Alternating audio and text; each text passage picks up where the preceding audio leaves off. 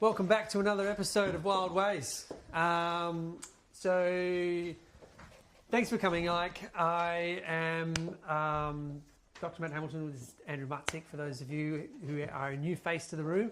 But we are wellness experts, and what we kind of do, we're here to basically stand out bravely into the face of what is a healthcare system at the moment, which is obviously not always providing us the right information, and change the way in regards to how we review health and maybe transition it from what should be a healthcare from sick care. So like we are going to step out boldly and make some changes, but today we want to kind of do something a little bit different, and I want to kind of shake it up with you from a little bit of a story, and maybe it's fitting for tonight, but can I ask you first, how much sugar is in a sugar-free Tic Tac?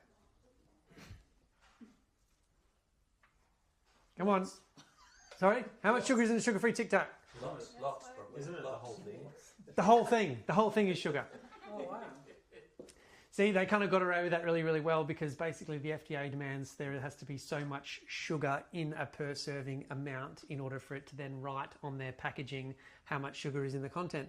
And because one Tic Tac is one serving, it then meant is that because it's less than half a gram, they're not required to put sugar on it. So that's pretty good. So they can call it sugar free, but actually the whole thing is sugar. But because it weighs less than half a gram, they don't need to put sugar resistant in it. Pretty mad, right? How's that? So people are knocking back these Tic Tacs. They'll probably have a little bit of a handful. We always had Tic Tacs in the 70s. That's it, Tic Tacs everywhere. Anyway, that was a bit of fun, right? So basically that's kind of like, I guess what we want to kind of verge on today is that like we're going to think about things kind of differently, and perhaps probably what we're told and what we see and how things are shared on a day-to-day basis is not always there to kind of orientate us in a direction which is positive in our health journey. So we're going to cover a few things. I've got to stop clapping. I got told not to do that last time because I'm recording this tonight, and I did that last time, and I'm generally quite expressive with my hands, and I find myself being very important and clapping, and every time they did that, I created a big bang on the mic. So we can giggle along with that and listen for the friends at home. Adriana's got her handcuffs for you later. If it Yeah, that's right. I have to use my hands behind my back for the rest of the night.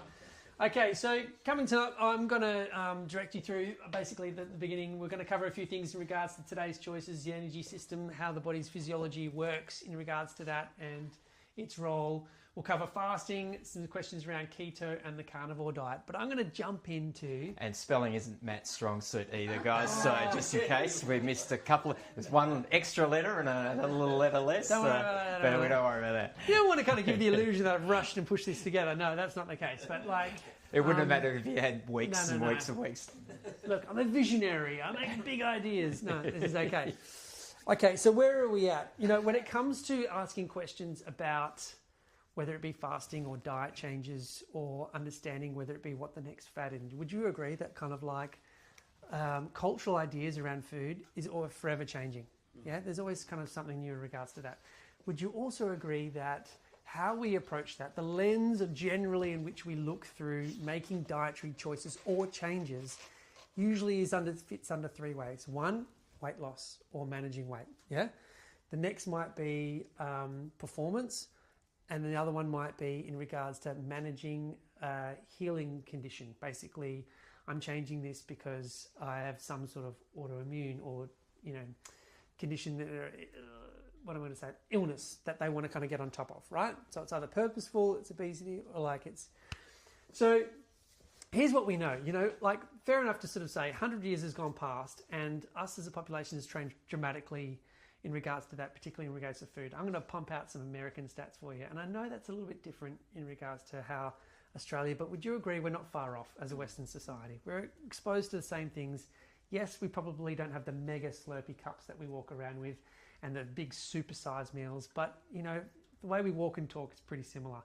So right now in the US, you would have, 74% of Americans are either overweight or obese.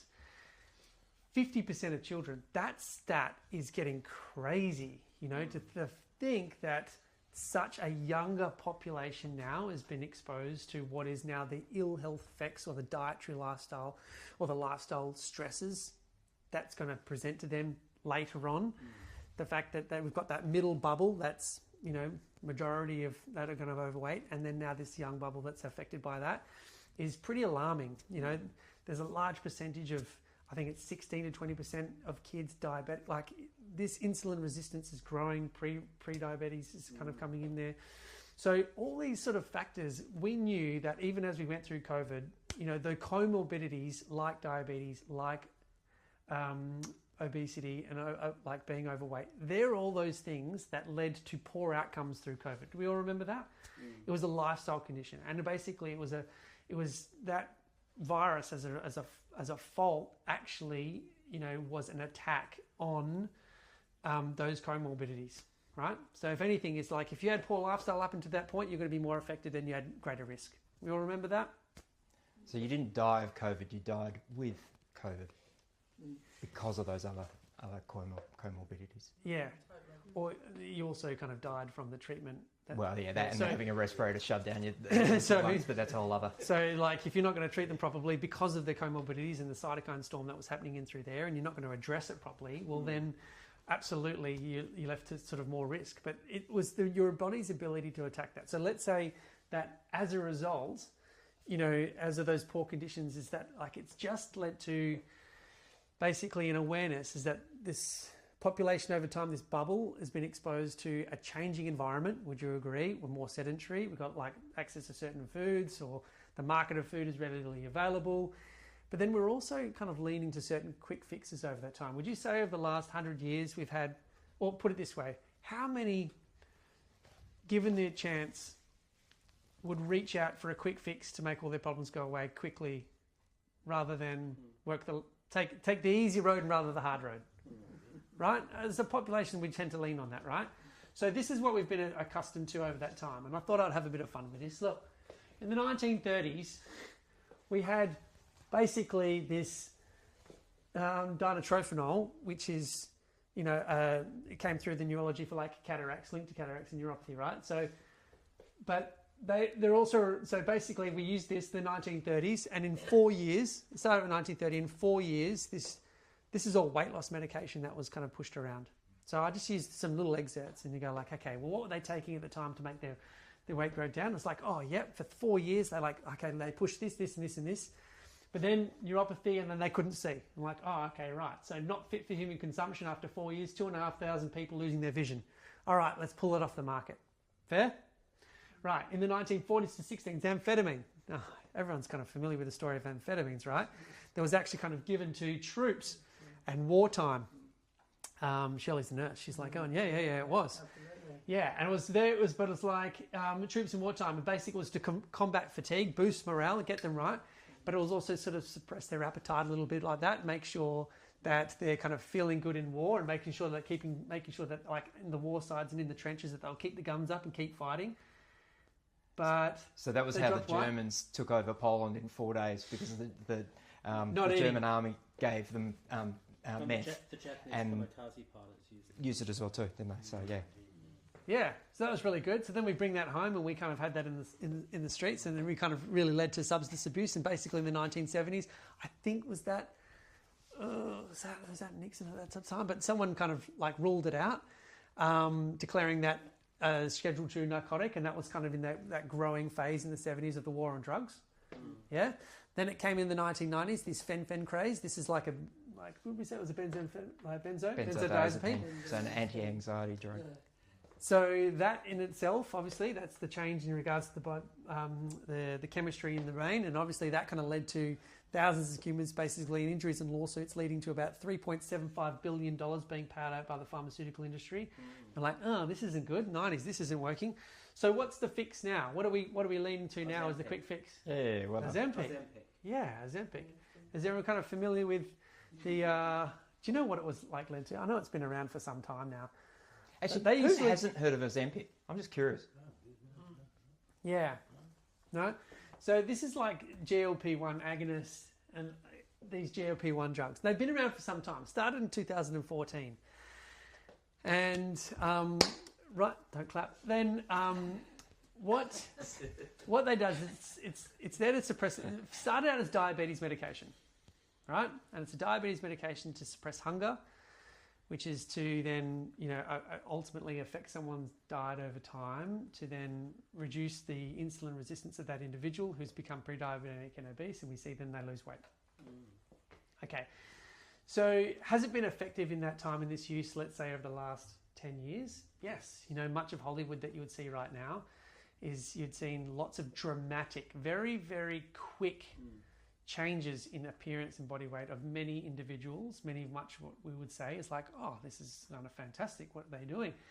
And it's all been kind of led back to this quick use of these drugs, right? Now, I remember when it first launched about 5 years ago, or when it came to really WA and become really well known, we kind of called it like the Western Suburbs Fat Jab. So why we called it the Western Suburbs Fat Jab is that it's because it's still very expensive, right? So still even now, they're trying to push to have this drug placed on Medicare and then also Medicaid for 6-year-olds in America. They're trying to raise a bill. $1,600 a month they are going to have to pay. This is taxpayer money. So basically, think of the cash grab that's happening right now. If they put that on a bill and put that as a requirement that any doctor at any time can then prescribe to a 6-year-old Ozempic, they would pay $1,600 a month basically for the rest of their life for that individual. Because they put weight on after they stop taking it. 100%. They rebound off Ozempic is huge. So keep in mind in regards to that, and we kind of put it into consideration is that and I'm also kind of cautious. I wanted to know who was in Ozempic, because if you want an Ozempic in the room, I was going to kind of tailor this in a cautious kind of way, because there are many people, and I've got clients that I look after that kind of take it, and I want them to be semi-aware of the risks as well on top of that too. But it kind of comes from the understanding is that it is a suppression of hunger, right? And so effectively we're reducing the calorie intake, right? And we're making some significant effects in regards to that. So they're not eating. So effectively you're putting your body into a bit of a starving state and you're losing weight. What's also sort of seen is that you're losing significant amount of muscle mass over time, right? So the weight's less on the scale, but you are dropping, the body's having to shred muscles in order for it to get the sugar that it requires to function, right? And there are and this is kind of the big one, these like thyroid tumors, cancer calling like medullary thyroid carcinomas, they've been up in there.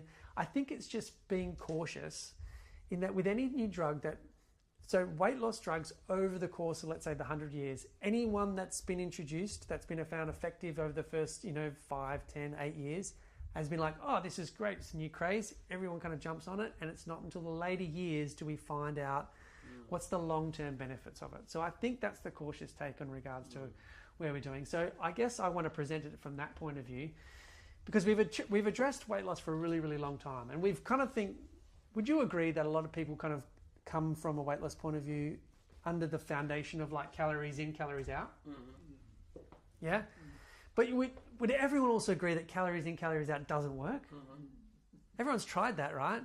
Everyone's tried to go have an understanding of like, this is what I feel as though my energy expenditure is. This is what I've been eating over a period of time, and my body's just stayed constant. Yeah? I'm going to do something differently. You know what? I'm going to eat less. Yeah? I'm going to still do everything like I would do when I eat less. By reducing your calories, right? And doing the same thing, your assumption is that calories in is less, therefore calories out is still the same. I'm burning the same amount of calories, therefore I should lose weight. But I don't. Yeah? Yeah. So that's in understanding that principle that this doesn't work, is that we've got to understand the role in certain levels of physiology, right? Why it doesn't work is your body's really clever at changing its set point, becoming really efficient.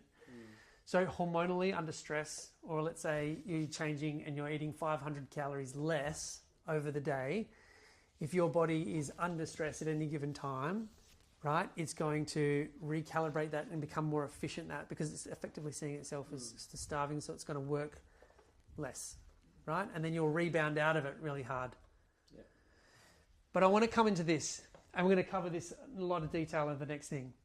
Insulin. What's changed in our diet significantly over the last 50 years? We have a lot more processed food and sugar, right? We've seen a huge rise in diabetes, right? So I want you to know, with all the processed food and processed carbohydrate and sugar that shows up in our diet consistently, is that with every mouthful of sugar that we eat, the response of the body takes to that is, I'm going to squeeze some insulin, right? The more insulin that we have in our system, I want you to think of insulin is the energy storage hormone. What does it do? Can anyone tell me what insulin actually does? Not really. Okay, so it takes your carbohydrates, whether that's a fruit or a veggie or a biscuit or some pasta, and it converts that into glucose to be used by your cells and your muscles for energy. But if that energy is not required at that point in time, then it then moves that glucose into your fat cells and creates fat. Yeah. So insulin is basically the gatekeeper, and it sees glucose in the bloodstream, and then it opens the doors of the cells to move insulin out of the blood and into a cell. Yeah. And if it's there all the time, it is just pushing energy out of the bloodstream and out of our diet into the cell. So basically it's saying is that when we become insulin resistant, which is diabetic, is that we've had so much response to insulin that's there all the time that the body knows that sugar's there all the time, and it doesn't need to have something like insulin there to open up the gates and push it into the cells because it knows sugar's there all the time. Let me reframe that into another little metaphor, right? If you go to Melbourne or you go to Darling Harbour, Sydney, and you see all the restaurants, what do you see out the front that's trying to get you into the restaurant? Bright lights. No. Gluten-free. Gluten-free? No. Like you have bar staff, waiters, right? Yeah. You have someone there that's going, come in, eat here. Come in here, eat here, eat here. No, don't go to that restaurant. Come and eat with me, right? So you have people bringing you in. That person that's trying to bring it into the restaurant, and that's like basically there's a flurry of opportunity, right? Because there's so many cells, so many restaurants there open, you need staff to bring it in, right? If you only had 2 restaurants and lots of opportunity, then you wouldn't need ever to have any wait staff to come into the restaurant, right? That's insulin resistance. Insulin resistance is not needing wait staff anymore because there's so much opportunity out there that someone's just going to walk into my restaurant and keep it open. Okay. Yeah? When there's lots of competition, so basically is that like what we need to be able to provide is every time that we eat, we're either telling our body and our physiology, should we go into energy storage or energy burning? Right? We can't be in energy storage and energy burning at the same time. Okay. Yeah? We're either using the energy that we've given to our system and we're burning it then and there, or we're putting it into storage. So if we have, now we're kind of talking about what is like, I don't want to go into low GI, but basically if we have a meal that levels us out, we're going to burn what's there and use the fuel in our system to burn down. But if we have a spike, something that's quite carbohydrate heavy, and our insulin goes up, insulin's going to take all that energy and move it to the side. And then an hour and a half later, we're going to be hungry again. We all feel that? Okay. So we've talked about a bit of a drop in metabolic rate. I touched on it before. And then I guess I just wanted to cover this because this is breaking down the ideas that we kind of usually have. I'll cover insulin in more detail coming later. But I think we've all tried this, right? Who hasn't tried this? I think it's so funny that still today we understand from the research is that it's like 94 to 98% of all weight loss is diet related. It's not exercise related. Like you can't walk yourself out of, like your belt loops are into your next body or into your next dress size. It's not about exercise. It's not about training, right? It all comes down to... And the more you train, the more you eat. That's right. A lot of people do. I'm going to go start training, and then they eat more. So their calories have gone up, and it still starts staying the same. So it's kind of a lot more than that, right? And can I also sort of address from a hormonal disruptor is that if insulin's a problem and our diet is exposed to lots of sugar anyway or naturally, it just shows up. And I guess we kind of, and we'll talk about this before, is that I think we're aware of what shit food is. Do you mind if I talk about that? I'm sorry about the language there, but we all know what shit food is, right? Fast food and things like that. I think many people understand of where sugar actually kind of creeps in a lot in the healthy food that we eat. Yeah, people are like, oh, I don't eat out anymore. You know what I mean? I used to kind of order the pizza and, you know, duck down for the burger and chips at the pub, and like, nah, I'm cooking home cooked meals now. I'm cooking like, you know, a nice kind of chicken pasta, you know, with a couple of bits of, you know, spinach on the top, or they're making like a nice rice curry, or they're making, you know, they might have a side of, you know, chicken and meat and mashed potato and, you know, and veggies on the side. Does it make sense? It can actually show up in quite a volume of cooking for families, preparing for kids, you know, like it comes up in large doses. Would you agree? Yeah, as sugar. But that's the healthy sugar. So it's a storage process. So the last one I want to touch on, it's like a hormonal, there's a hormonal challenge with it too. Yeah? So if you are under stress or in a stressful environment, and I'm sure everyone's might have tried this, is that they've put weight on over time when they've been stressed or they've had a lot going on, whether it be work, family, months and months, you know, 2 years, you know, all of a sudden stress is kind of built up and they put weight on the time, right?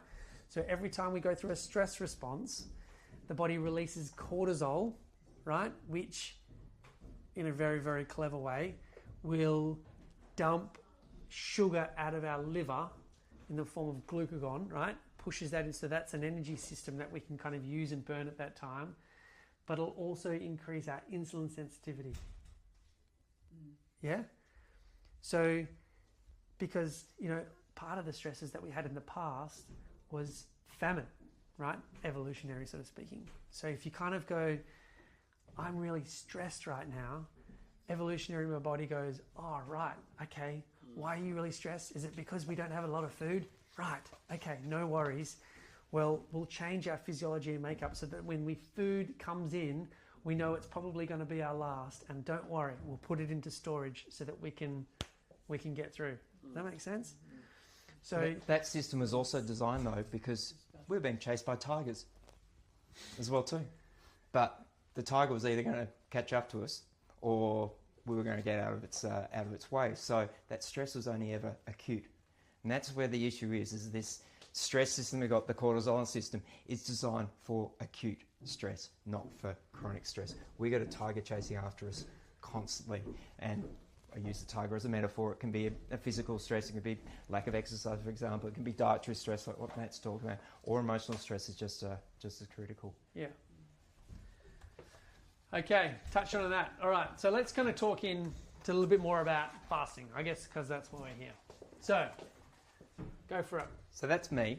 So this is going to be a little bit drier than the Matt, because I want to give you some science background. I really geek out on this stuff. That's why I went to uni for 8 years. I was having fun. So, and so I'm going to try and keep it simple and hopefully enjoyable as well too. There's probably some stuff you might actually, for those of you who've got pens and paper, that you might want to write down. Well, hopefully you're going to get some takeaways from here. So I'm going to start by asking, has anyone done intermittent fasting before? So 1, 2, 3. Okay. What is it? Either time-restricted eating Ooh, like that. or fasting on 1 or 2 days a week. Yeah. And then trying to maintain a regular non-fasting day. Fast on the non-fasting days, maintaining like a Mediterranean diet, for example, a little glass of wine here and there. But Yeah. So no Tic Tacs. no Tic Tacs. That's right. So there are lots of, as Anne just said, there are lots of different types of schedules. There are time restricted, so within a day, or over a longer period of time, hours to days to even weeks even. So I'm going to talk about that a little bit later on. But during that fasting period, the only thing you're technically allowed is water or a non-caloric drink, i.e. you can have your coffee, but it has to be black. So that's a common question that can I still have my coffee? Yeah. But yeah, nothing else, no sugar, no milk or whatever. So why do people do intermittent fasting? So what was your reason, Manny? Yeah? I wanted wanted something to build into my lifestyle without going on fad diets, doing it, losing the weight, putting it back on, And I've just found I still do it because I don't know anything different, but I might change it after tonight. But I just find it fits in really well to my lifestyle, and I'm able to maintain my weight and within a healthy range.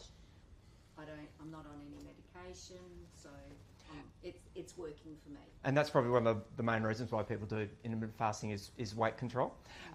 Some others are just like they may have got a bad blood test at the GP, and they need to improve their cholesterol levels or increased spike protein as well. And Yeah. yes. From the COVID From the mRNA vaccines. Okay, so all right. One of its so there's a few different physiological effects that it has, and the first one we're going to talk about is it resets your metabolism. So the fasting lowers these insulin levels. All right. So and it shifts the body from burning glucose as a fuel to burning fat, which is called ketosis. I mean, Matt's going to be talking about keto diet very shortly. So after you stop eating, the body uses up all that available glucose in your blood as energy storage. So as energy, and then it moves into the glucose that's stored within the cells. So those insulin levels drop, and within about the first 12 to 18 hours, the body then starts converting that fat into what we call ketones. So Matt will go in a little bit more detail about ketones when it goes through the diet. So when that starts to happen, you actually start to experience a clearer mind, and you actually start to reduce your hunger pangs as well too. And that's within literally the first time of within the first sort of 12 to 18 hours that you do it. So what this allows is it allows the body to become metabolically flexible, so that it can quickly switch between energy sources, from glucose to fat and vice versa.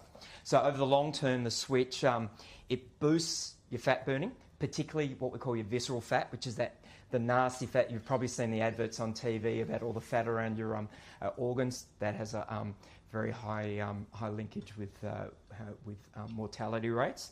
It improves your insulin sensitivity. What we mean by that is that your pancreas has to produces insulin to lower your blood glucose levels, all right?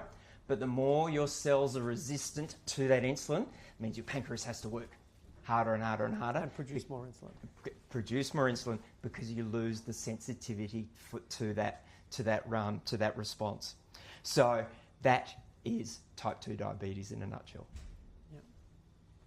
Yep. So it helps overcome this weight loss resistance that Matt was talking about earlier, promotes healthier aging, you're going to live a little longer, and also can help prevent disease prevention as well too.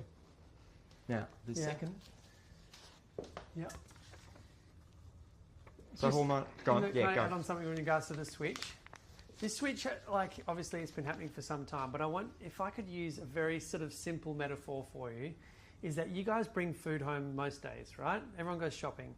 You can put food in the bench, you can put food in the fridge, and you can put it in the deep chest freezer, right?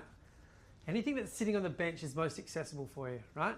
So that's the sugar that's sitting on the bench, that's what we're going to use first. That's what's in the bloodstream. Yeah? Then what the body's going to do is going to fill the fridge next.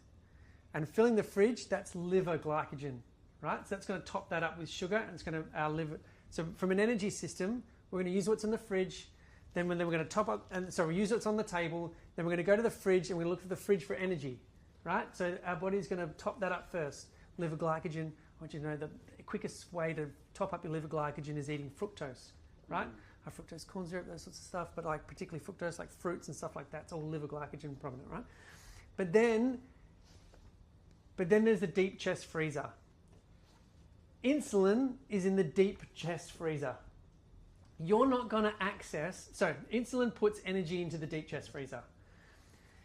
You then first, in order for you to access the stuff in the deep chest freezer, which is insulin's pushed all that energy into the fat cells throughout the body, you need to empty the table, you need to empty the fridge, and then you need to get into the deep chest freezer. So that takes time. Agreed? So that's that fasting window. That's why the breakfast, breaking the fast, that 12 hours in sort of stuff, for some people actually kind of holds them quite well, because that's what it does. We just don't want to have late dinner, late desserts, those sorts of things. It kind of acts as it tops up the fridge. If it tops up the fridge, then we're in through there. And then, therefore, we've never accessed the deep chest freezer. Yeah, so that's what fasting's all about. It's like, can we get back into the deep chest freezer, or are we just topping it up, and then all of a sudden we're eating again, we're putting something back on the table. We're putting something back in the fridge. Help you? Help? Yeah? Okay. All right. That's the switch. So, hormonal imbalance. Particularly more so for the females in the room than the males, but the males I'll go actually a little bit more in detail about that slightly later. But yeah, it keeps coming back to insulin. Insulin is the key in all of this. So it's really the first step. You get the insulin under control, you're going to have a better balance of your hormones. It then has a domino effect on the sex hormones, your progestins, estrogens, testosterone, and your stress hormones like your cortisol. One of the things it does is increases growth hormone. So growth hormone, we only think, oh, that's just important, isn't it, as we're growing? But no, it's actually really, really important and continues to be important all the way through our life because it aids in fat burning, but it also maintains muscle mass, which was one of the side effects that Matt spoke about earlier. So you get a better balance, ladies, between your estrogen and progesterone. It boosts your adrenaline and your cortisol, so you're going to feel more alert and awake, because remember, you had to have that tiger chasing after you. So, and your hunger hormone, which usually spikes you at mealtimes, which is the reason why you feel hangry or hungry. It regulates that so that you don't get these massive spikes, particularly as you continue with the intermittent fasting. So the longer you do it, the better that is. And then it also increases that fullness hormone as well too. We call that leptin. So, and again, it's better regulated the more that you do this. The other thing that intermittent fasting does is it unclogs all the hormone receptors on your cells, so your cells are actually more receptive to the impacts of those hormones, without, like I was saying earlier, like with the pancreas having to pump up more and more insulin to get the same result. The next, did you put in? One? That's all right. Shoot.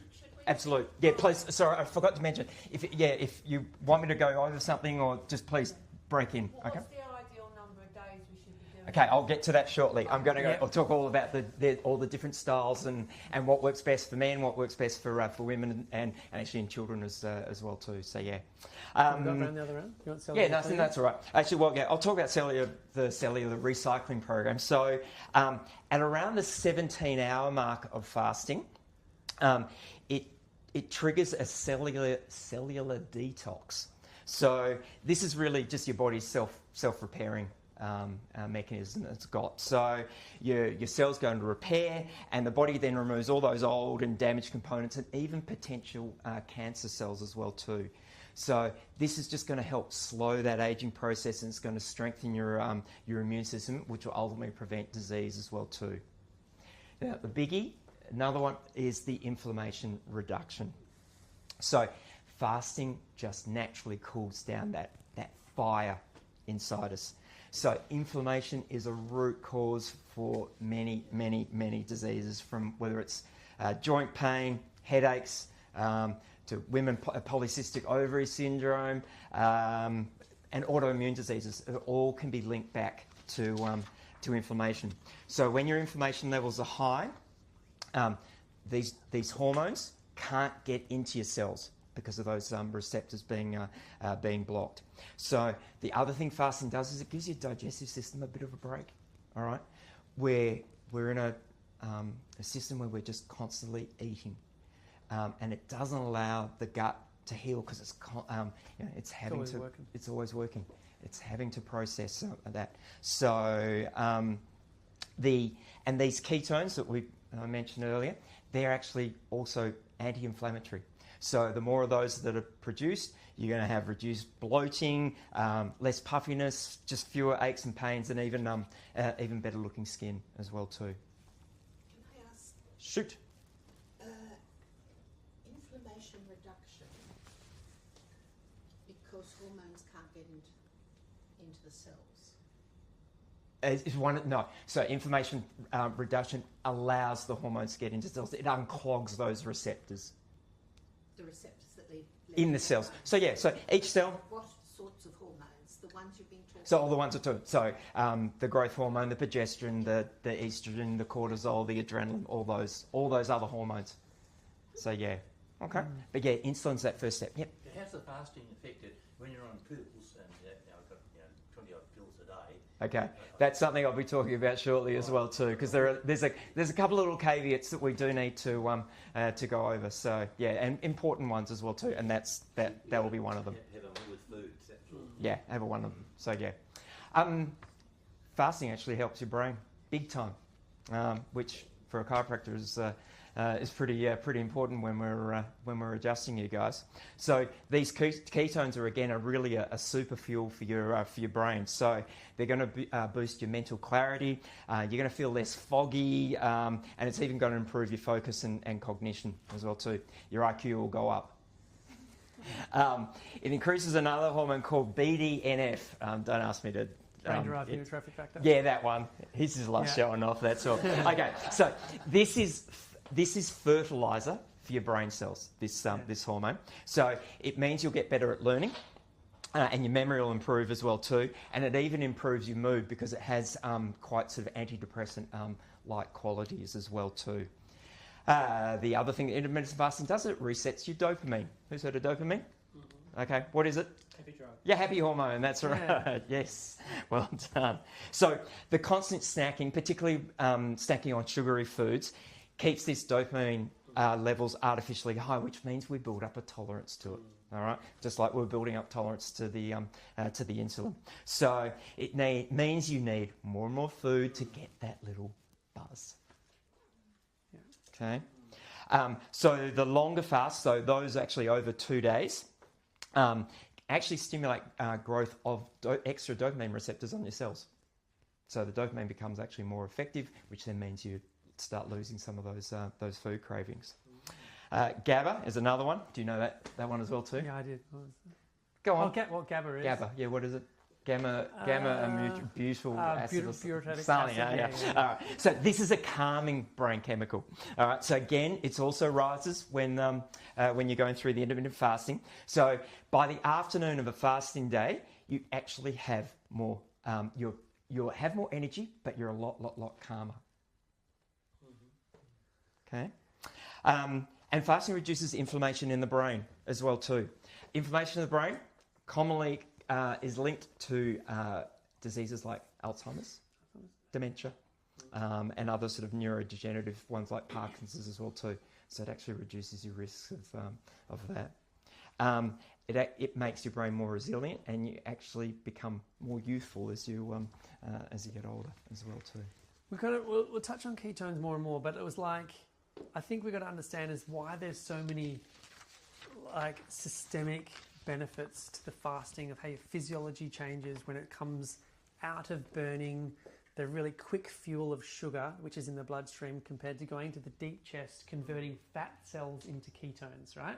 So that's what it's going. It goes to the deep chest phase, it converts fat cells, that energy that's stored in through there, into ketones, and ketones is then delivered throughout the body systemically, and our cells, which have mitochondria as the powerhouse, which converts through, whether it be through glucose, we'll have to go well into the Krebs cycle, which I'm not going to do, but like it has to change a mechanism where it makes this metabolic switch where it's like, I'm not going to be burning sugar anymore to make this cell function, I'm going to burn this ketone. So as it burns, then we'll call it fat or ketones, is the brain loves that switch because it uses such a high percentage of energy, right? It's like such a small part of our body and our body's weight, but it uses 20% of the demands of energy. You know, like it's very hard. So when we have that little bit of a switch and it gets ketones, which is a very clean fuel. So I'm going to say that like one sugar molecule gives you 2 bits of ATP, 2 bits of energy, right?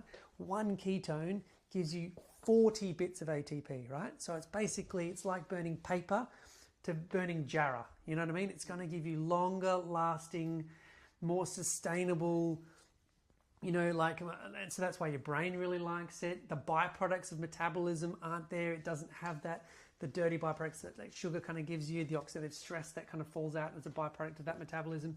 It's much cleaner, so that we actually then tap into those reserves, which are usually, abundant and available, and we can actually feel more alert. Our brain starts working better, we're more focused, like all those things that Dr. Andrew just kind of touched on. So that's why it's so easy. The brain and our nervous system is just thriving to have that clean energy.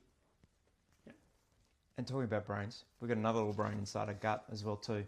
And that's one of the other benefits with the intermittent fasting is that, as I mentioned earlier, it gives your gut a bit of time to chill, particularly the daily fast. So it's like loading up dishwasher, going through a cleaning cycle, and then waiting another 24 hours before you fill it up, load it up, and turn it on again. It helps fix a leaky gut. Do you guys know? Do you want me to go in a little bit more detail about a leaky gut? No, we're all good. Okay, cool. So at around that, the little gaps in the gut. Yeah.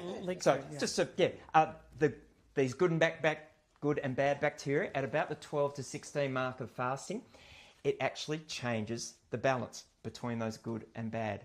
So it increases the number of good there and reduces the number of the bad bacteria and the yeast. All right, and it's the more of those bad bacteria and the yeast bacteria, that's what gives you the leaky gut, because it allows larger food molecules, which then our immune system starts to attack, and where we get up 12 to 16 hours. Yeah. A lot of that bad bacteria and a lot of the yeast actually just thrive off sugar. Yeah. So if we're just giving it a bit of a break, they've got nothing to feed on, therefore they're not going to be thriving off that imbalance. So you're not going to get cravings. You're going to have better bowel motion. Will stop acid reflux and other issues like IBS, inflammatory bowel syndrome. Yeah, headaches. Sorry? If you had a headache after 16 hours not eating, wouldn't you get a headache? Well, that's why you need to make sure you're very, very hydrated during your fasting period. Yeah. Okay? But yeah. So it shouldn't give you a headache. So, as I said, water and non-caloric. So... No. That's another clear fluid, isn't it? Yeah. Straight gin. No. Yeah. So, no. Just, the fresh... Put it this way, for most, and we'll kind of go into the hows in regards to that, is that you have dinner and you're just not having breakfast, or you're delaying breakfast till 10 o'clock in the morning, 11 o'clock in the morning. Have an early dinner. Well, yeah, have an early dinner, 6, 7 o'clock. Yes. And then if you're having breakfast then at 10, 11 or 12, that's a 16-hour fast. Yeah. Perfect. Yeah. You made change. Okay, that's good. Yeah. It's quite easy when you get into it. The rhythm's there. Yeah. Anyway, Okay. we'll go through the last effect, which we haven't got that listed on the thing, is your cardiovascular system. So the start of your fast, whether you're doing a time-restricted one or over a few days, creates actually quite a heart beneficial environment. Within a day, your blood pressure is going to decrease. Your blood triglyceride, that's the fat inside the blood, that starts to reduce. You're going to get a reduction in your heart rate, because the heart's just under less of a load, because the blood vessels are nice and relaxed as well too, because of less inflammation. The longer term, it'll actually reduce the bad low LDL cholesterol and increase the good. That's a whole other discussion as well too. The good and bad, they're both very, very useful, but that's a discussion for another day. But it increases that as well too. It's going to lower your blood pressure if you're doing fasting regularly, and you'll even get reductions in your the plaque inside your arteries as well too. What if you've already got very low blood pressure? Because I can't fast for like... Okay. I've done 3.5 days. It will regulate your blood pressure, so it will balance it out. We'll talk about timing. Yeah. I think, importantly, when it comes to that, we're going to touch on now, and there's some nuances in regards to male and female fasting, which now we're going to touch on or later of like if you have experienced it where you're really diving in a result of a fast and you're not getting the benefits that you experienced, then there are other factors that at play, the stress that the body's under and your hormonal state. So yeah, and the question there is, why is your blood pressure low? So you want to look into that as well too, and that's multifactorial. It's unfortunately it's not a Hereditary or? Well, if your blood pressure is low, your heart rate might be high. Yeah. You know what I mean? So whatever's the low and low. So yeah, blood pressure is not genetic. It's responding to your environment. Yeah. So it's lifestyle, whether it's up or whether it's down. So yes. So look, the core benefits that I've spoken about apply to both sexes. But the biggest difference is that us blokes, we've just got a few less moving parts. We're able to maintain a more stable fasting pattern year round. Whereas ladies, you do have to regulate it relative to your to the menstrual cycles as well too.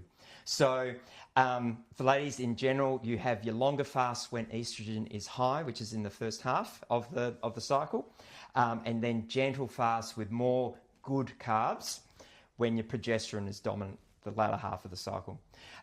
Testosterone, which both males and females do have, is generally supported by fasting anyhow, so that doesn't really, it's not sort of time dependent. So in that first half of your cycle, ladies, you're more cortisol forgiving and also more insulin sensitive. So longer fasts, so 17 plus hours, are easier and actually more effective. That first half, it's actually called the power phase, and I'll expand on this shortly. Around ovulation time, you've actually got a pretty good balance of estrogen, testosterone, and progesterone, should I say. So you need to ease back a little bit and have shorter fasts, so approximately sort of 15 hours. And you need a good nutrient-dense diet so that you're not stressing your body when it's starting to break down these hormones. You want loads of greens, veggies, fermented foods, and broths are great as well too. This phase is called the manifestation phase. So in the days leading up to the period when the progesterone is high, your body really thrives on the calories and the more complex carbs, and really you don't want to be fasting during this time. So during the non-fasting periods in this phase, you want to be eating anti-inflammatory foods. So you want great fish oils, high in omega-3s, leafy greens, and again these mineral-rich broths are really good as well too. This is what we call your nurture phase. And postmenopausal? That's coming up. Hopefully I'm covering it all that you won't have any questions by the end of it. So yeah. So it's the first 2 weeks. That's when you can do most of your work. The second 2 weeks is nurture. You don't want to it'll only actually, if you attempt it at that stage, the progesterone requires the sugar, it requires some readily accessible energy to do that, and it'll actually throw you into stress. And then you'll have not a rebound effect, but you'll have it'll be detrimental to your results, and therefore you'll see no change. You're like, what's going on? It's actually making you worse, and then you're actually sort of compounding the elements in through the body. So look at that. Is that at the start of your cycle, particularly let's say days 1, 2, 3, 4, 5? They're the ones where you can have the longest fasts, and then as you get into the 6, 7, 8, 9, 10. That's when you could still fast, but then you'll do shorter fasts. Like you might be doing your 16 hours, or you might do 24 hours. But if you want to do 36, 72, make sure it's early. And then as you go to fast, you could do some more intermittent fasting up until days 10 to 12, 14. Let's say that kind of comes in. Now you've got estrogen, progesterone, testosterone all around. Ovulation probably wouldn't. And then kind of look at in regards to like the second 2 weeks is just eating clean. Eating clean, don't go high carb. It's just like carbs can be present, because we're going to talk about low carb, no carb in a moment. But I would say is that carbs will be present, eating clean, and then prepare for your next cycle in the next following 2 weeks. Is that where you'll approach it again? And you'll have that rhythm, and your body will love you for it. Guys, we can just do the same. We're a 24-hour cycle. Yep. So just the 17 hours, I You can We do it. You can throw anything at any it. of these ones I'm about Anytime you to want. talk about now. So we can be stable through the year. So because Through we the don't day. have We're in 24 hours. Testosterone's 24 hours. It's like done. We're not 28 days. 365. Yep. So yeah. So we don't have to be as Things you need to consider is like Easter, chocolate, and you're gonna like Christmas Day. That's not going to be a fasting day. gin and I'm tonics. joking. Yeah. All right. So if you manage that, you're going to have better weight management, painless periods, better moods, better fertility. Those are suffer from polycystic ovarian syndrome and can remove that, and perimenopausal symptoms can also disappear to that as well too. So yeah. So in conclusion, I'm just going to go a couple of little caveats, but we've spoken about the physiological changes, and as I said, it applies for both males and females then. So in the short term, it's all about the insulin, improving those blood sugar levels, getting more of that fat burn, getting those ketones in, the fertilizer for the brain. You're going to get improvements in your cholesterol, your blood pressure, and your inflammation levels. But fasting isn't appropriate for everyone. Do not if you're pregnant or you're breastfeeding. Okay? So if you're on diabetes, cholesterol meds, blood pressure meds, you need to be chatting to your GP because they're going to have to alter your dosages because your levels are going to change. But the most important thing, and Anne did touch on this before, you can't eat crap during the eating phases, guys, if you want to get the most benefit from it. And so that's why we're going to talk a little bit about keto and carnivore after. All right, now the different types. What have I got? I think I've got six, isn't it? Yeah. So yes. So time restricted. So this is within a day. So this is probably the most common. So you have your meal at dinner time and you go to sleep. You miss breakfast. Okay, you can have your black coffee and then you start eating around midday, around lunchtime. Okay? So Have lemon juice in water. I'm going to say, so basically you will definitely want to avoid in your fasting state a sugar spike. That's what's like no calories. Lemon juice in water is usually quite basic. It's extremely low calorie. I don't think it's going to spike. You're probably just having a bit of a lemon wedge. I don't think it's too much to worry about if you really need There's it. But if levels you of. have that most, pardon? there's levels of. There's levels of. Yeah. I think that would be So- okay. You just How strict do you want to be? basically it takes That- yeah. time. It depends how much you're attached to that because like it takes time for the body to get to that state. And you'll see this too whenever you start to try that little bit of fasting. The minute that you then provide the body with that little bit of carbohydrate off that fasted state, you'll feel hungry and the body will demand more carbohydrate. And you'll get, and you're like, you'll get the pangs and you're like, oh no, I want it. And it will just kind of throw you out. If you kind of ride it out, and if there's anyone that kind of does the whole missed breakfast sort of journey, you ride it out and you'll get the morning and you'll just like, and you're off, clear head, you're all good, ready to go. And it's usually in the eyes when you kind of tell yourself, it's like, oh, I've got lunch coming up. You know what I mean? Mentally, it's like your finish line. And then if you kind of like your finish line's not there, it's like, oh, I'm hungry. Like I'm just, But if I didn't put the finish line there and I know I wasn't going to make it to dinner, I would have got through lunch just fine. So there's a little bit of a mind game around it. But as soon as you touch that little bit of a calorie, that little bit of a sugar in the bloodstream, you've actually broken that metabolic switch. And now it's going to be all this time again. It's going to go back to the table. Nothing's there. It's going to go back to the liver. It's going to start demanding, because what it's going to do, it's going to create a bit of a stress response in through the body. The liver will dump out a bit of liver glycogen again. And it's time. So basically you've lost your ketone window by breaking that fast, even if you said like, I just had a sip. Does that make sense? I didn't have a meal, but if you have that little bit of sugar, it's broken. And you're losing those hours of benefit that follow. Okay. And do your medicines have calories in them? Sorry, say again. Tablets are meant to have last thing at night, that sort of thing. Like, Yeah, Oh, I know what you medications? mean, your medications. no, not calories at least. So no. So I wouldn't say more of to a a chemical. huge degree. Are you talking about compared to like your 7 o'clock meal and your like 9 o'clock, 10 o'clock I'm meds? saying if it's in that time period where you're meant to not take calories. Yeah, so Shouldn't so be calories. No, it's a chemical rather than a calories. So yeah, so Yeah. no. Now 5 and 2. This isn't really a true intermittent fast. What a 5 and 2 is that you eat normally on 5 days, and then you have a low calorie diet of about 500 to 600 calories on 2 non-consecutive days. So for example, you eat Monday, Wednesday, Friday, Saturday, Sunday normal, and Tuesday and Thursday you have your low calorie ones. So Do you mean this, low calorie by fasting? sorry. Do you mean fasting on by low calorie? Yeah, so or just having small reducing the meals? amount of energy. So it's Sorry, what was that again? The calorie amount? so it's 500 to 600 calories for this. So give me something that's By 500. By just fasting alone, you're reducing your calories throughout the day. Do you understand that? So if you're training and you're actually exercising in a big amount, you can still have 3 meals between 12 and 7 o'clock at night.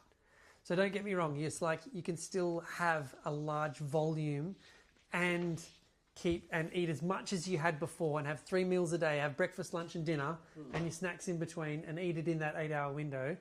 Or effectively you don't and you just have lunch and dinner, and then all of a sudden you're also calorie restricting as well as getting all the benefit. You're having 2 hits. Does that make sense? So a lot of people actually kind of go into a calorie deficit. So you've got to be understanding for those that do, weight training or have let's say exercise or performance goals. They need to be mindful to make sure that they keep the calories up, because it's like, I'm training hard, I'm not doing any change, I'm not getting any improvement. Well, your body needs to go into a building phase, and to do that, it needs more. So this diet's great for weight loss, but without that sort of daily restriction like the time restricted one is. The other one that's slightly different is this alternate day fasting. So you fast every other day. There are versions of this that allow on those fasting days a similar thing, 500 to 600 calories. This is actually best for short-term weight loss. So you're saying that you can eat anything you'd like between breakfast and dinner within those 8 hours, so long as you have a big break between dinner and breakfast? When I say So we're not breakfast and saying dinner, not breakfast and dinner, lunch and dinner. Is that what you mean? No, from breakfast to dinner. So you have that's 12 your dinner, hours. you go to bed, you miss breakfast, and your first meal of the day is lunch. Oh, yeah. That's 16 Okay. and 8. Yeah. And no, you can't eat everything like we were Can't just eat saying. anything you want. It's not, it's not a free-for-all. Well, if you it's want to no get the different max to kind of what max you're doing benefit. now. Like everyone else is, like if you were to change nothing of the type of foods that you were to eat, and you were to just to apply 16 and 8, you would see benefit. Okay. Because you're starting to shift the physiology in the right direction, right? But can you see, if that's the mentality that you want to approach it, it doesn't still make sense to finish your fast on a bowl of pasta, right? Because you just spent so long on trying to clear out all this energy that you're now going to eat this bowl of pasta, you're going to jack up all this carbohydrate, high insulin spike, and just shove it all back into the cells again. Doesn't make sense. So what do you want to do when you finish your fast? You want to have low carbohydrate experience. Ideally, you want to finish it. Fruit is sugar, Yeah, I thought right? that's what you So were saying. what, maybe meat, or what would you think? Yeah, That's what we'll talk about shortly. meat and Yeah. protein, right? You want protein. You want to start off with protein and or fat, right? That's okay. Fat. Don't be scared of fat. Fat's a really good, clean energy. But something protein, fat, maybe just a little bit of carb. Don't be scared of carb. I'm not going to make you fully scared of carb. Like, don't touch it at all. Omelette? Yeah. Quiche? Great. Okay. Perfect. Yeah. We just don't want to go the spike, because obviously we're working really hard. So then that's going to level you out even more. And now you're kind of like riding this bus really, really nicely. And it's kind of, it's not really huge spikes in that sort of sense. I am also going to say, from an alternate point of view, your body is so clever at becoming really efficient. Would you agree? If you then say like, oh, intermittent fasting is really coming really well for me, so I'm going to do it every day. 16 and 8. Your body's then going to start to adapt to what happens in through that time. And the hormetic, is that the right word I'm using? Hormetic, which is like... Hormonally, you're going to. Hormetic is HORMEITC. So basically, it's kind of like the stress adaptation. So basically, fasting is a stressor placed on through the body. If I'm doing it from the first time, I'm going to get a really big benefit. And if I get used to it, my body's efficiency around that fast is going to become less and less over time. Yeah, no different to going to the gym or walking around the lake, right? Yeah. Walk around the lake, walk around the lake, walk around the lake. Well, then the energy that I'm spending to walk around the lake is going to improve. It's going to become less Yeah. because I'm getting used to it and my body's adapting, becoming really efficient. And it does that through fasting as well. So that's why we're giving you lots of details in regards to changing up and doing different fasts. You're going to do it 24 hours and then maybe a couple of days off, and then you might do it 36, or then you might go back to intermittent for a couple of days, and then you're going to go back into a normal kind of eating ritual, and then you're going to go back. So basically that forever changing, that randomizing, alternating experience is you're changing the hormetic effect placed on through the body so you get the biggest bang for your buck. I suppose that's years No ago different when to we were cave people and we didn't know where the food was. Exactly. Exactly. That's exactly how our bodies That's how it work. was. You didn't know when the next, wildebeest was going to get caught, and then we're going to eat well for 3 days, and then we're back out foraging again, and we're having little bits and pieces. So that's exactly right. And I think that's where, in a really clever way, a lot of people then use that flexibility throughout their work week. I mean, Makes I do it all the sense. time. Yeah. I was like, okay, well, function actually by trying to get night. out of the house this morning, didn't have breakfast, no problems, that's okay. Yeah. And I'll come straight into the shift and I'll work through a shift. It can kind of really work well with people's days. It's like, oh, I'm too busy today. I'm too busy to eat. Yeah. Great, well then let's not eat. But let's not, like, if you're not going to sit and eat a meal, don't have the muffin at 10 o'clock and the chocolate bar. It's like, I missed my lunch, but I've had all this sugar hits. Make sense? So we can actually kind of use it to our benefit when we need to. But then, like I said, alternating it, fluctuating it, not getting into the rhythm of doing it all the time, thinking that it was really working for you, So because it will within come a less and week, less over for time. example, how many times would you do one of these intermittent fastings? You could still do it, Greg, multiple days in a row. 7 days a week if you wanted to. So yeah. You could do it 7 days a week, but I'm just saying by the time you get to month 3, it's going to be less for you. You know what I mean? You're not going to get the same benefit. Your metabolic rate is actually just dropped because your calories are just dropped, and you're not going to get the same return. Yeah, you'll build up a tolerance to this. Yeah. So yeah. The next one's 24-hour fast. So this is where you might eat dinner on Monday, fast for 24 hours. Your next meal is dinner on a Tuesday. So this one's great for the gut reset, also fat burning, and also lowering those levels of inflammation. We then have, did I say information? I meant inflammation if I didn't say if I said info. Then we've got 1 meal a day. Which is like a 24-hour fast. Yeah, which is also pretty much like it. So, but within a 1 hour window. Okay? So yeah. And again, this is another one that's good for the weight loss goals. Then you've got your extended fasts. So you could have 36 hours, 48 hours, even 72 hours. Now, these you do less frequently. All right? These are random, once a quarter or something like that, and once a month type things. So they're for the deeper healing goals, that cellular detox that I was talking about earlier. What if they make you feel ill? Sorry. Because I've done, the most I've done is 3.5 days. But Well I done. felt- That's a lot. That's That a is lot. hard. That is I hardcore. felt Well done. Absolutely terrible. Yeah. Well, it also depends on the base that you're coming from as well too. So if you've been doing it, say the intermittent fast, the 16-8, and then stop for a while, and then all of a sudden, let's do a 72-hour, you probably won't feel as bad. Right.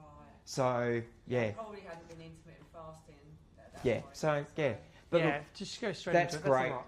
Look, my patient who's had the longest fast was 5 days, a water fast. 5 And days. to me, it was Good on just her. But sorry, I'm not. I can't do that. But it's like you are putting the body into an extreme reset of healing. Let's say if you're 72 hours in, and I think they put, just you say 72 hours is for more, so dopamine was 36 hours, 24 hours, and then you kind of have brain healing. And if you have a chronic condition in through your arm and hand, or a joint condition, you could do a 36-hour fast and it will completely reset all the inflammation around that. You can go back. We're kind of giving you a lot of the positive in regards to what comes out from a fasting experience. But I want you to let you know is that your body also stores lots of toxins in your fat. So if you kind of then dive into a strip where the body's 3 days in and it's demanding and it's clearing out all that junk, your body's very clever of housing toxins and metabolites that it needs to clear, and it goes like, I don't know how to detoxify this. I don't have time. I'm stressed. My liver is cooked. I don't know what to do with this. I can't deal with this right now. I'm going to park that in the garbage can. I'm going to enclose it and capsulize it with fat, and I'm going to look after that another day. If we go through a big fast, like you just experienced, is that we're going to release all that back into the body and demand the body to go through a big detoxification process, which will make you feel crappy too. Yeah. Right? So that is a healing event. I wouldn't say that... Can you do it with juices? Because I find I'm better if I have like a celery juice or something. Yeah. So there are alternatives to that. Yes, absolutely. So Yeah. like I said, this patient, she did a water fast. She's also done 3-day juice fasts as well too. So yeah, Yeah. But aren't absolutely. they just sugar? Now, no, it depends if you're juicing the thing and then drinking it within the first 60 minutes, it's okay because the fibre regulates the sugar. Okay? If you go and buy a bowl of orange juice from over the road, that's going to have as much impact as you shoveling a litre's worth of sugar straight down your throat. Are you saying you should have the pulp as well? Yeah. Yeah, so that... So, but there are juice fasts that you would say, like you would have carrot, you would have celery, you'd have lemon, gonna mix it. ginger. Yeah. So yes, there are components of that is sugar, but it doesn't have the high level of fructose and fructose that like orange juice But and why watermelon. can't you just eat celery and the other things you told me just then? You can, but it'll always be... lowers it for your digestive system. If you're eating it, your digestive system has to just work that little bit harder. You've done the bit of the hard work for them if you just do the You've got fibre juice. in you as well. And you're still getting the fibre. But yeah, so the fibre's not absorbed, obviously. So, and that's one of the things you also with this intermittent fasting you do need to keep up, as well as your hydration levels, your fibre levels as well too. Having that nutrient dense food Yeah, during the so fasting from a period. juice fast, I would say that I'm not one, I'd throw my hat in the ring here. I wouldn't be able to kind of talk and communicate with you in regards to many of the protocols of 4 and 5 day juice fasts and what a lot of people have really good experiences with. Maybe that's something that we can sort of set up and get some people in through here to help you provide some more information on that. But it's still putting a lot of, let's say, it's giving the gut a really big break. It's not digesting all the proteins and fats as it used to. It's just, there's a healing element that comes through. So it's just a bit of a wait and obviously regulating a lot of the sugar experience to what they're normally accustomed to. It's giving the body a bit of a chance to catch up. So, and there's usually some really pronounced health benefits that come. Not on day 1, not on day 2, not on day 3. It's the later days where the body's had to catch up to detoxify and clear a lot of things out. And they also make sure that in those fasts, they take a lot of the things that do with the binding of a lot of the stuff that gets released. So I've got 2 more things I'm going to talk about. First, now's menopausal women.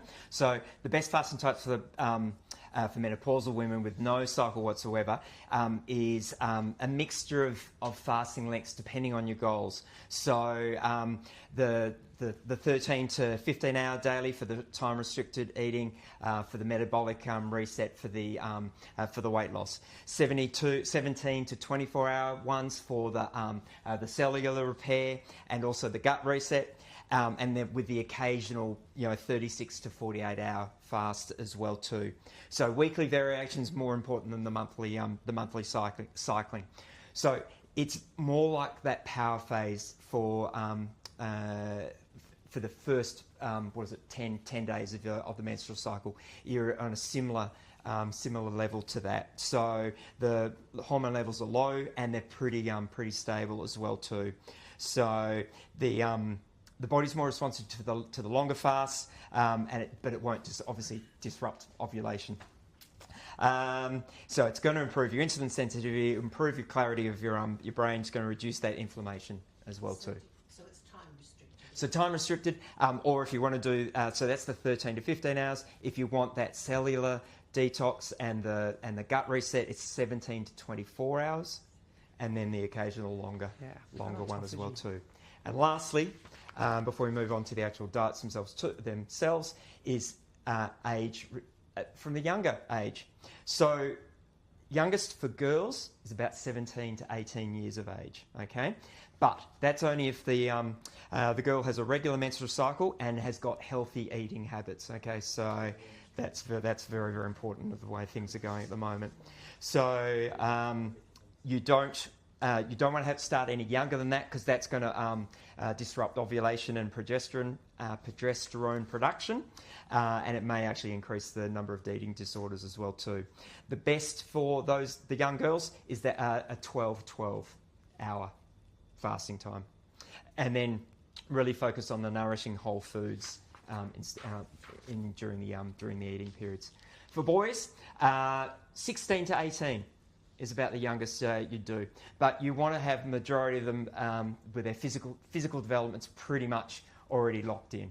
So for me, I was a slightly late bloomer. I didn't really probably until 18, 20, so I wouldn't have been doing it at 16 to 18 months. So we don't, as again, like males, we don't have that cyclical hormonal system that you have to worry about, so we're less hormonally vulnerable. So testosterone isn't sensitive to this caloric restriction.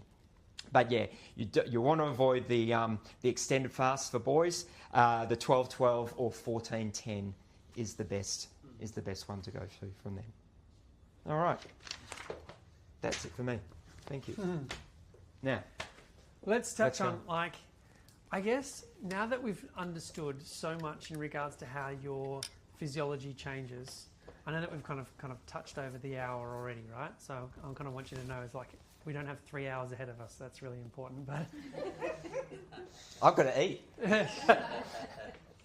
So I think in understanding the base of what fasting provides and the benefits that you'll see from that is that we've really tried to hone in, and I hope we've kind of got this so far, is that when we reduce sugar and then we ask the body to go, okay, let's switch out of that sugar energy production burning and move into a different form of energy use in through the body using ketones in through here, using fat, burning fat as a fuel.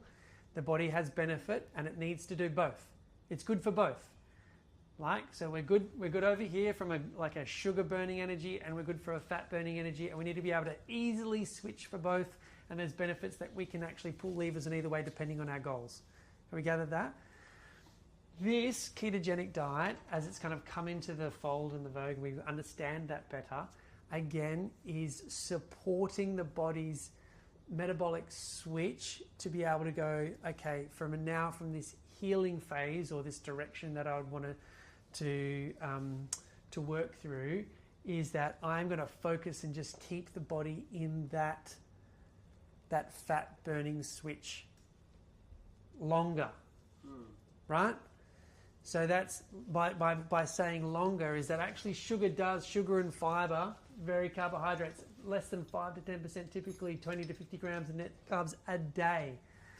That is a very, very small amount. It's just snuck in. So it's snuck in, it's appeared there, but then basically kind of, the body needs to go back into a fat burning mode. And basically if you ever want to try this, generally most people are using ketone strips or urine samples that you can pick from the chemist just to double check of okay, because the ketones not used actually kind of come through and pass through your urine. So you can actually kind of test to see is my body creating ketones? Am I using that as an energy source? So you can kind of keep an eye on it.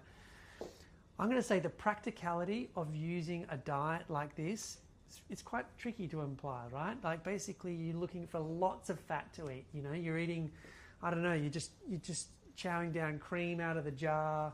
You're having lots and lots of butter, lots of animal products and fat, that's lots of olive oil. But I grew up on a farm and that was our diet growing up as children in Australia. Yeah. We had meat and we had cream and we had butter. And that's okay. That's all the good stuff. Yeah. But you just need to keep your carbs super, super, super low. But we didn't even have pastas. No, in that's those right. days. You were lucky. So right. that's You had it there on tap. We did. But for the agricultural revolution, let's say from the 16 to 1800s, is that's what the normal diet was, right? And if you look back in that time, how many obese and fat people are in history books that we kind of see pictures of them? They didn't exist, right? So really, it's kind of like when you look at our history books, really now from the 1930s and 40s up until today, where it's a really big shift. So yes, this is okay. This all looks nice, right? This all looks yummy. This all looks sustainable. But I would sort of share with you, as a lot of people use the ketogenic diet in a phase of their goal. Does it make sense? It's and this is just my opinion, and everyone kind of uses it in their own way. But if you had a goal, like a weight goal, and you wanted to do this for you want to do it for a month, you know, 30 days, you want to do 60 days, you want to do it on that to kind of reach your goal, then normally in my opinion is that you would pull off, and then you might balance out your kind of carbohydrate and protein management on the plate, you know, really keeping high protein, low carb, slow carb, and some good like salad and fiber and fats. And you can manage it that way rather than being hard keto 24/7 every day of the week of the year. I just don't see, I haven't really seen sustainable. I've seen really big research in regards to how the benefits are there for a period of time, helping people, one, get off diabetes, like get off the diabetic medication, become pre-diabetic, to be able to no diabetes. It's kind of helped things like cancers. Cancers are very, sugar forward, destruction in through the body. So there's some research, or I'm going to call it anecdotes. I'm not going to say here that I know how to cure cancer. Pardon? That's right. That's what the cancer cells feed off. Yeah. So they feed off sugar. So I'm going to say that people use this in a way that they would kind of, okay, I've got a goal, I've got something to do, I've got a health element that I need focus on. I'm going to clean everything up and I'm going to put my body into healing mode. I'm going to support it with this. Yeah? Okay, so that's how ketones and the ketogenic diet, in regards to how the body's burning fat, we're going to give it more fat, good protein, healthy food. We're going to pull back from all the carbs and sugar, and the body's going to see benefit there. So can you see how from a fasting is that we want to put ourselves into ketosis for that small window? I'm going to get the benefits from that. Yeah. But if we wanted to try and really squeeze that and hyper intensify that, we're going to keep the body like that for a period of time to create the change by making a significant alteration to our food choices. Yep. Okay. That didn't take too long, did it? That was all right. So what does that then mean, though, how people have kind of taken it to another level from a carnivore diet point of view?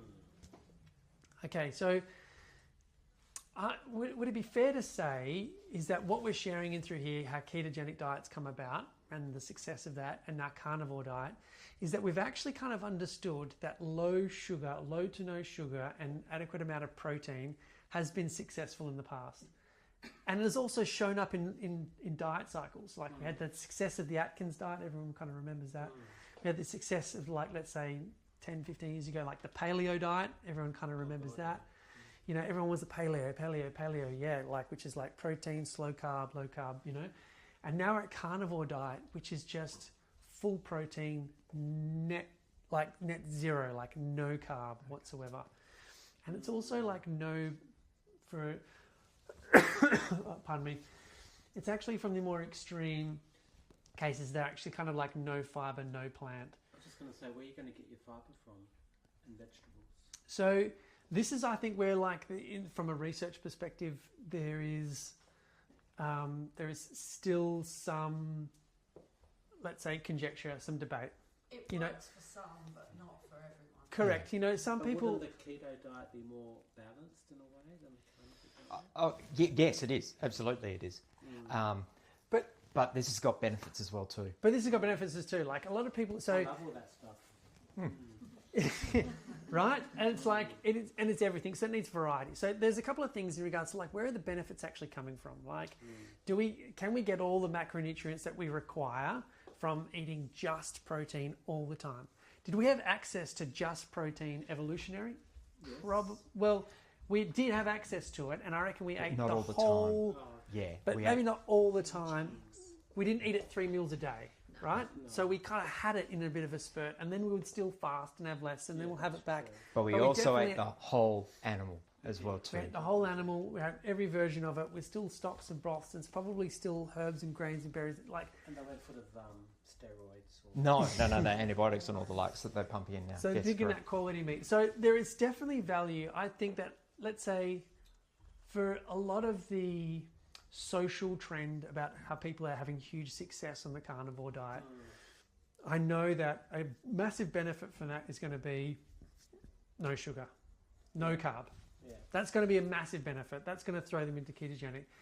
There's going to be to a point in through there where the body's really clever anyway, when it's such a high protein. So this is high protein, moderate fat to low fat. They're having lots of the animal fat, but they're not like the ketogenic diet, really supporting ketones. Because you've got to understand, if you're really supporting ketones, if you've got no body fat, right? And you're just having this, you're not producing a lot of ketones.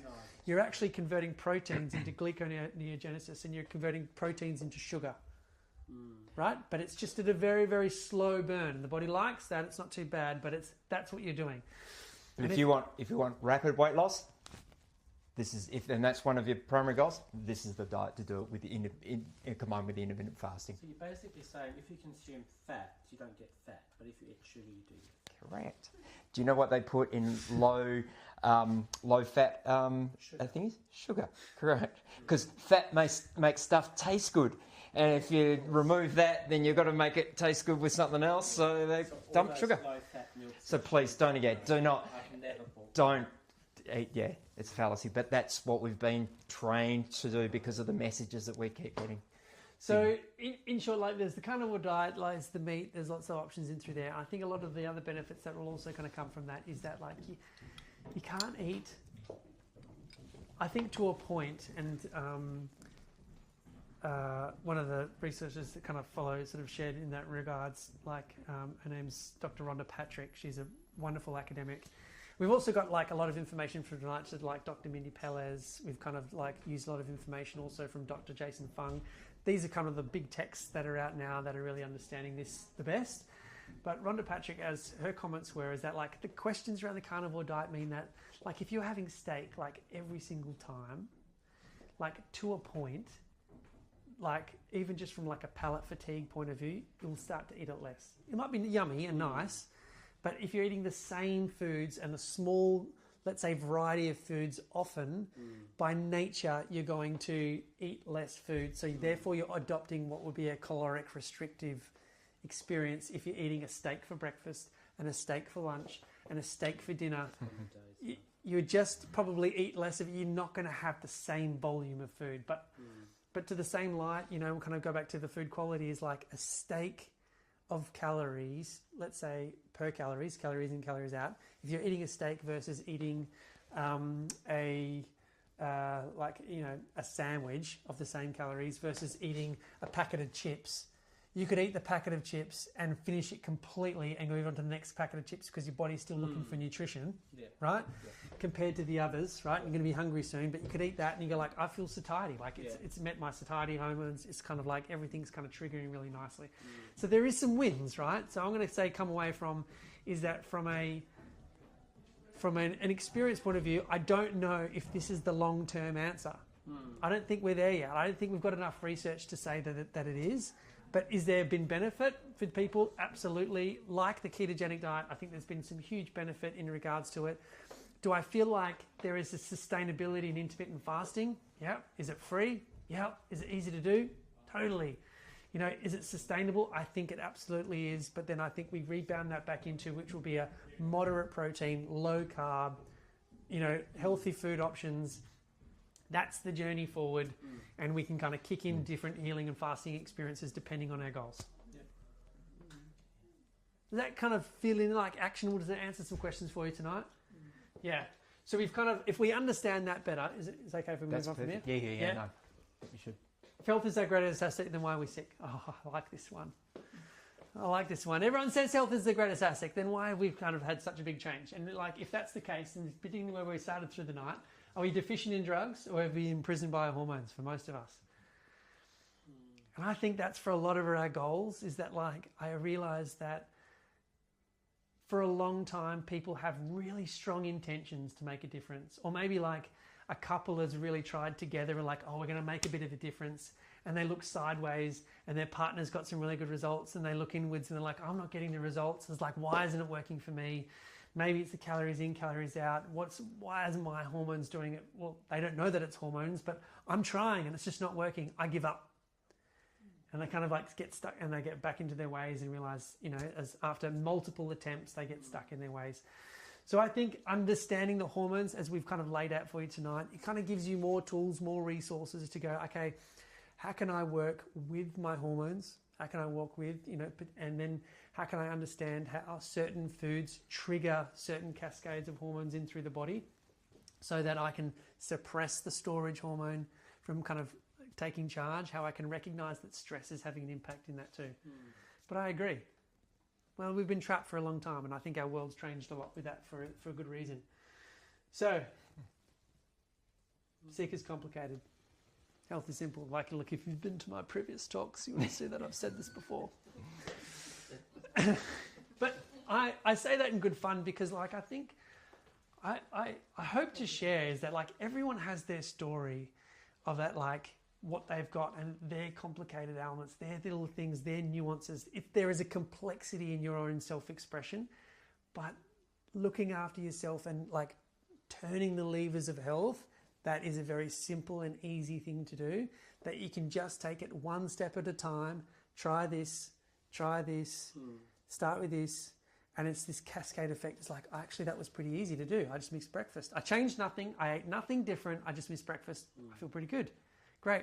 And after you start feeling good, then you start to change something else. And that's where health is simple. Building yourself back up is I think, the easy part, right? It's the long road, but it's the easy part. Yeah. So, and you can always reference it back. What would my hunter-gatherer ancestors have done in this situation? Whether it's a diet or whether it's exercise or whatever. Yeah. I understand that life is unnaturally stressful and that we're against it. 100% is that we are exposed to way more than what the hunter-gatherer was ever threatened with. Different type of stress, maybe. Yeah. Oh, the chemicals, the emotional challenge, the physical, the sedentary life, the kids, the family, the overwhelm. Like, we're all up here. I get that, and we're all trying to survive into it. Yeah, but I think that's it's one habit. That's, I think, if you guys can come away today with a bit of confidence of changing, like, one habit. You know what? I'm going to try that. You know, ladies, you're like, okay, yeah, you know what? I think I could try just, like, missing breakfast like 1 to 2 days a week. And I'm going to do that in my first 2 weeks of my cycle. And I'm going to see how I feel. Like, that is a huge change of one just positioning it in the right time and having that power and that knowledge. Yeah. Boys, just feeling like, okay, I think I can get this under control. This is easy. And you know what? I'm going to finish the fast without sugar, without diving into sugar, and kind of ride that out a bit longer. I reckon that'll make a massive difference. And just, you work on that one habit, the energy and the results will then power you into the next thing. And with consistency, you'll get some great change. So why are we talking about this? Why have you got, as you know, like, this is a chiropractic office, right? So we're kind of here. A lot of people know that chiropractic's good. Whenever I mention chiropractic at a party, they're like, oh, can I have a massage? Right? Is that what we do here? Is that what we do? No, we know that chiropractors are great, and chiropractic's wonderful in regards to looking after your spine, whether it be like the chronicity or the specialty in regards to back pain, neck pain, headaches. Like, we do that really, really well. But I think from an extension further than that, what we really want to focus on as our specialty here is that we want to actually make a transformative change of not just looking after you on the table and correcting and giving you sort of results and just getting you out of pain. We're here so that once the pain's gone, that you're performing better. And then once you're performing better, we're also preventing future problems. And that comes from your action, right? It comes from making choices outside the office, not inside the office. It's kind of like what happens between the visits where health comes from. So I acknowledge you for being here tonight for that reason, because I know you're going to get better results for it, right? And we couldn't have mentioned the nervous system more tonight, which is what we kind of touch on every single visit. We couldn't even mention, like, inflammation all the time. If you've got pain and inflammation, will this help? Absolutely. If you've got a nervous system healing and repair notion that needs to happen, absolutely, that's here. If you've got balance and coordination and issue, focus, concentration, memory, are all the things that are picked up in through here. Would this be a wonderful recommendation for you? Great. Yeah, let's put it on your care schedule. But that's why we want to hear. We want to make a bit of a difference and change your health for the better and see that grow and improve over time and be your guide and support to make that happen. Thank you. That's why we're here.